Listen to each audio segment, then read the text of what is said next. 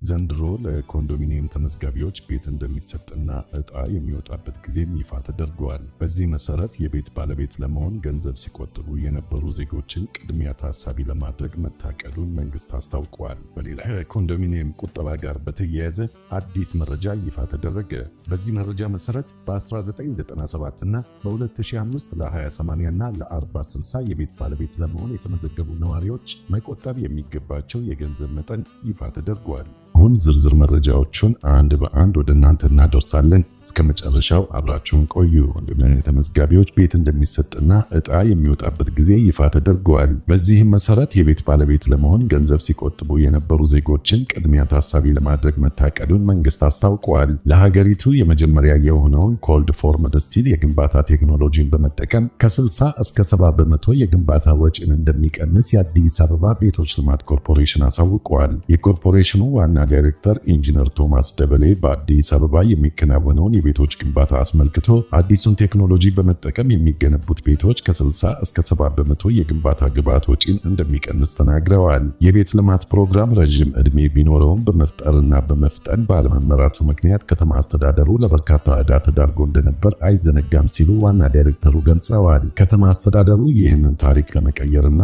አሻሽሎ ለመስራት የሥራ ባህልን ማሻሻልና ማሳደግ እንዲሁም ደግሞ አዳዲስ የቤት ልማት ቴክኖሎጂዎችን ወደ ሀገር በማስገባት ላይ እንደሚገኝ አስታውቀዋል። ለዚህም ከተያዘው ዓመት ጀምሮ በመዲናዋ 100,000 ቤቶችን ለመገንባት ታቅዶ ዘርፈ ብዙ እንቅስቃሴዎች እየተደረጉ እንደሚገኝ ዋና ዳይሬክተሩ ተናግረዋል። በዚህ የቤት ልማት ፕሮጀክት ቀደም ሲል የቤት ባለቤት ለመሆን ገንዘብ ሲቆጥቡ የነበሩ ዜጎችን ቅድሚያ ታሳቢ ለማድረግ እንደታቀደም ገልጸዋል። 100,000 ቤቶችን ለመገንባት ሲታሰብ 50,000ን በመንግስትና በግለሰቦች አጋርነት እንዲሁም ደግሞ 50,000ን በመንግስት አቅም ለመገንባት አስፈላጊ የሚባሉ የቴክኖሎጂ ስራዎች መሰራታቸውን ገልጸዋል። የዲዛይንና የፋይናንስ ስራዎችን በራስ አቅምና ሌሎች አማራጮችን በመጠቀም ግንባታውን ለማከናወን ዝግጅት መደረጉን አመላክተዋል። በተጨማሪም መፍጠንንና መፍጠርን ታሳቢ ያደረገ የከተማ ልማት እንቅስቃሴን ከግብ ለማድረስ ግንባታውን በቴክኖሎጂ ማገዝ ስራ በስፋት እየተከናወነ እንደሆነ ተናግረዋል። በዚህም ከመጪው ምርጫ በፊት የኮንዶሚኒየም ዕጣ ለማውጣት መንግስት በልዩ ትኩረት በመስራት ላይ እንደሚገኝ ታውቋል። ከንቲባ አዳነች አቤቤ በ2018 ቅድሚያ የሚሰጠው የቤት ግንባታና የውሃ አቅርቦትን ማሻሻል ነው ሲሉ በቅርቡ መናገራቸው የሚታወስ ነው። የአዲስ አበባ ከተማ ምክር ቤት ባለፈው ሐምሌ ወር ላይ ካጸደቀው 350.1 ቢሊዮን ብር በጀት ውስጥ ለቤቶች ልማት ዘርፍ የተመደበው 24.6 ቢሊዮን ብር ነው።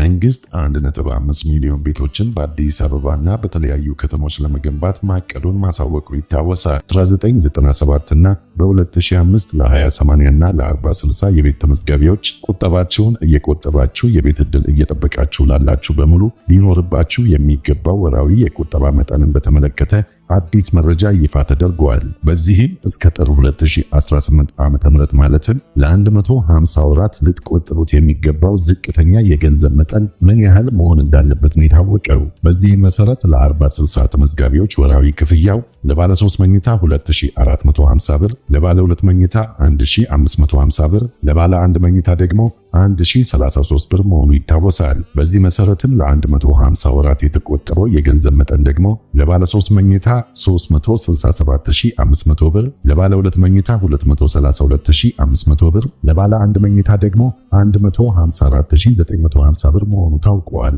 ይህ መጠን ተመዝጋቢዎች የቤቱን 40 በመቶ ቅድመ ክፍያ እንዲያሟሉ በምዝገባ ወቅት የተቀመጠው ዝቅተኛ ወራዊ ግዴታ መሆኑን የታወቀው። ቤቱ ደርሷችሁ ርክክብ በምትፈጽሙበት ወቅት ደግሞ መንግስት በሚያወጣው በወቅታዊ ዋጋ ጭማሪ የሚኖር እንደሚሆን ታውቋል። አሁን ደግሞ የ20/80 ቤቶችን እንመለከታለን። ለምዝገባ የሚያስፈልግ የቁጠባ መጠንን በተመለከተ ለነባር ማለትም ለ20/80 የ1997 ተመዝጋቢዎች ወራዊ ክፍያቸው ለባለ 3 መኝታ 685 ብር፣ ለባለ 2 መኝታ 561 ብር፣ ለባለ 1 መኝታ 274 ብር እንዲሁም ደግሞ ለስቱዲዮ 151 ብር ወራዊ ክፍያ መሆኑ ይታወቃል። በዚህ መሰረት ለ150 ወራት የተቆጠበው የገንዘብ መጠን ደግሞ ለባለ 3 መኝታ 102750 ብር፣ ለባለ 2 መኝታ 84150 ብር፣ ለባለ 1 መኝታ 41100 ብር፣ ለስቱዲዮ ደግሞ 22650 ብር መሆኑ ታውቋል። በአዲስ ማለትም ለ20/80 የ2005 ተመዝጋቢዎች ደግሞ ወራዊ ክፍያው ለባለ 3 መኝታ 489 ብር፣ ለባለ 2 መኝታ 401 ብር፣ ለባለ 1 መኝታ ደግሞ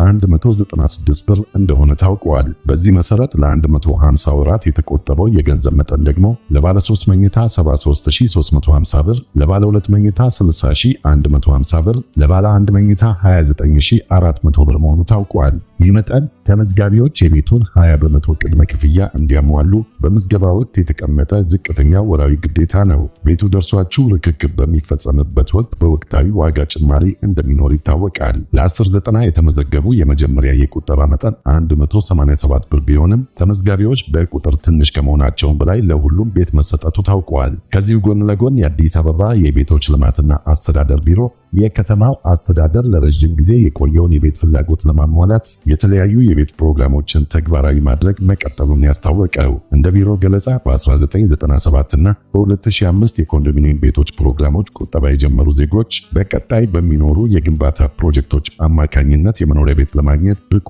ይሆናሉ ተብሏል። የቢሮ የጽህፈት ቤት ኃላፊ አቶ አብዲሳ አራርሶ እንዳሉት በ1997 እና 2005 የቁጠባ መርሃ ግብሮች የተመዘገቡ ነዋሪዎች በ2014 በወጣው የመጨረሻው የኮንዶሚኒየም ቤቶች 14ኛ ዙር ዕጣ ውስጥ እንዲካተቱ ተደርጓል። በ1997 የተመዘገቡ ቆጣቢዎች በተለይም ለስቱዲዮና ለባለ 3 መኝታ የተመዘገቡት ሁሉም በሚባል ደረጃ ቤት ማግኘታቸውንና ቀሪ ቤቶችን ለ2005 ተመዝጋቢዎች ማስተላለፍ መጀመሩን አሳውቀዋል። የ1997 ቆጣቢዎች በ14ኛው ዙር ሙሉ በሙሉ ቤት አግኝተዋል ማለት ይቻላል ያሉት አቶ አብዲሳ ተገቢ ቁጠባቸውን በሰዓቱ ማጠናቀቅ ያልቻሉት ግን በኋላ ላይ መቆጠብ በመቀጠላቸው አሁን ላይ ብቁ የሚያደርጋቸውን ገንዘብ መቆጠባቸውን ገልጸዋል። ሆኖም በቀጣይ ዕጣ ሲወጣ ለ1997 ቆጣቢዎች ለብቻቸው የተለየ ወይም ልዩ ምደባ እንደማይኖራቸው አስረድተዋል። የቀሩት አብዛኛዎቹ የ1997 ቆጣቢዎች ለባለ 2 መኝታ ቤት የተመዘገቡ መሆናቸውን ጠቁመዋል። በአሁኑ ጊዜ በ5 አማራጮች ቤቶች በመገንባት ላይ በመሆናቸው